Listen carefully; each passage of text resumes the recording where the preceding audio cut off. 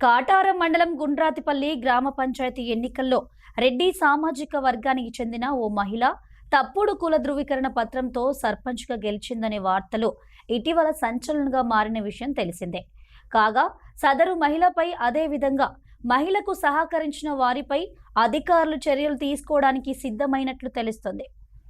అధికారుల వివరాల ప్రకారం కాటారం మండలం గుండ్రాతిపల్లికి చెందిన తోటపల్లి సావిత్రి ఓసీ సామాజిక వర్గానికి చెందిన మహిళ అయి ఉండి బీసీ సర్టిఫికేట్ పొందినట్లు అధికారుల విచారణలో తేలింది. రేగొండ మండల తహసీల్దార్ శ్వేత సదరు మహిళ తప్పుడు ధృవీకరణ పత్రం పొందిందని ఫిర్యాదు నమోదు చేశారు.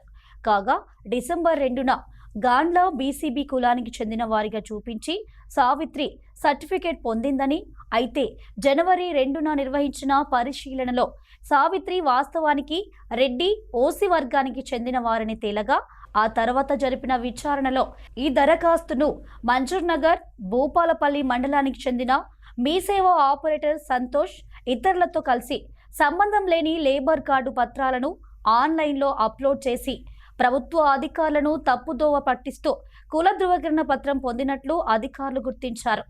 కాగా A1గా సదరు మహిళను చేర్చగా A2గా మీ సేవ ఆపరేటర్ను చేర్చారు అధికారులు.